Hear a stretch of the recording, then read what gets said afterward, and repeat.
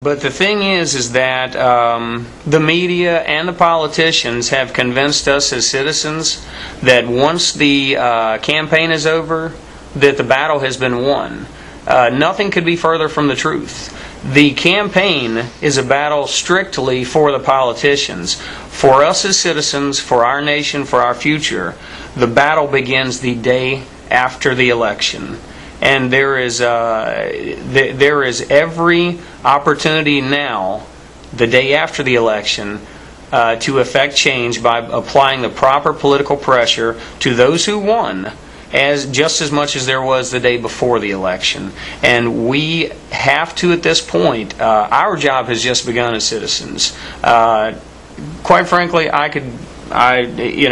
think that an American citizen should not so much care who wins the election as what that politician does when they're in office. Mm-hmm. And that's what should matter, not who wins or not what they say to get elected, but what they do when they're in office. And we as citizens cannot look at yesterday's election results as a victory. We must acknowledge that now we've got work to do. And now it's time to apply serious, unrelenting, severe pressure to our politicians, to include Bob McDonnell, Ken Cuccinelli, everybody who won yesterday. You're right. It does start today. And we've got, and of course you always have this in election, a very clear history of exactly what these candidates said and what they believed in. Right. Now Ken seems to be unwavering. My problem with Bob McDonnell is that he professes to be constitutionalist, to be conservative, to be these things, and then evidently he's having meetings with the members of the Democratic Party, and then all of a sudden the campaign doesn't seem to be so heavy against him, and then all of a sudden he's okay with taking the stimulus money for the unemployment, which is a very contested issue. Sure. So that makes me wonder, okay, is he saying these things just because he knows that there's enough people that want to hear that can get him elected? Right. We'll find out if he really does it.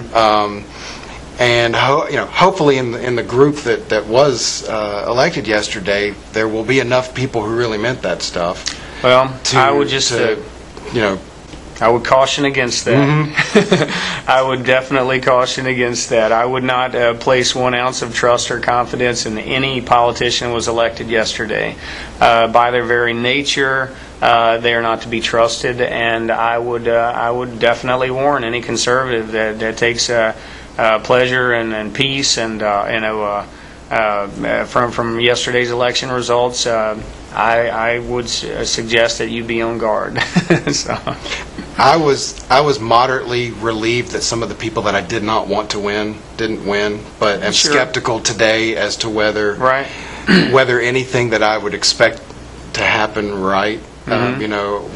after the fact would actually go on. But why do you think the election turned the way it did? I mean, it seems to be very heavily in the camp of Republicans or conservatives, even independents running conservative. Why such a huge thing on this day when we seem to be in a wave of politics actually leaning the other way after last year's presidential election?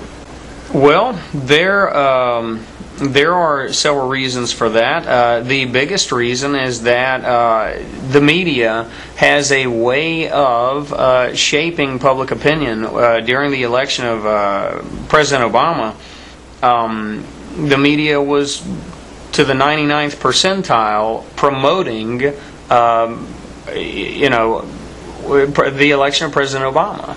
And a lot of people are swayed by the media. A lot of people are. But the old saying goes, fool me once, shame on you. Fool me twice, shame on me. And a lot of people placed a lot of hope and confidence in President Obama, and they had no idea, even though the information was out there, they had no idea that President Obama is a hardcore, dyed-in-the-wool socialist/communist. And he has been that way ever since his college days. The evidence is there, the documentation is there, and people are realizing through his policies that he is not going to make their lives any easier. He's going to increase their taxes.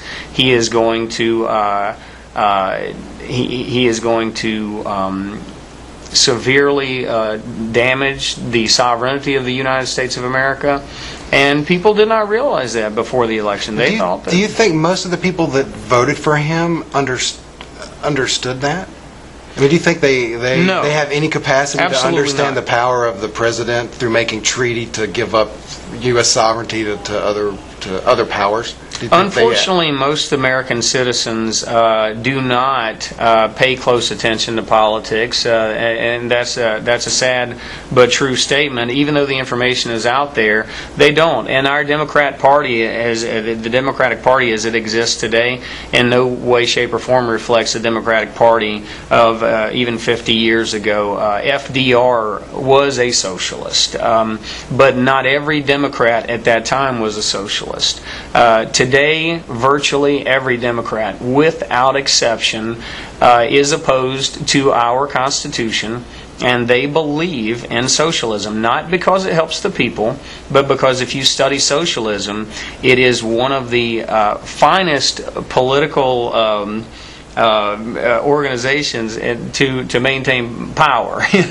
If you're a politician in a socialist government, it is virtually impossible, to dislodge them. Well, now, do you think everybody involved in moving that movement forward believes that, or are some people completely oblivious to even understanding that what that is socialism, or completely oblivious? The politicians or the citizens?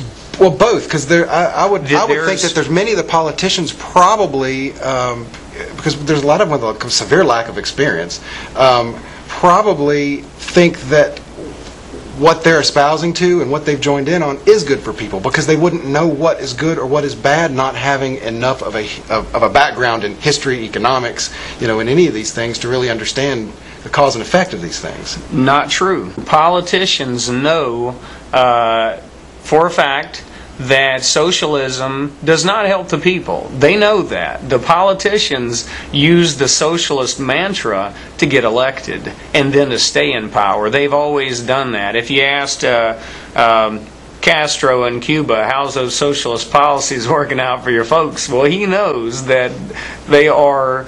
I heard Cuba had the greatest healthcare system in the world. Probably heard that from NBC News or the New York Times, but no, these politicians know for a fact that socialist policies are harmful to the people. They know that.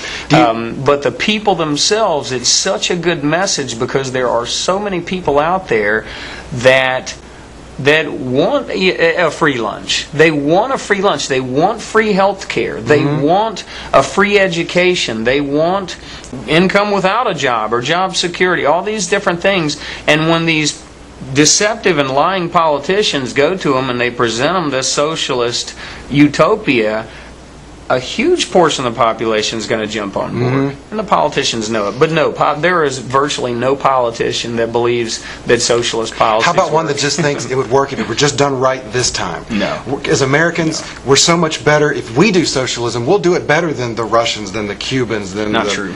You don't...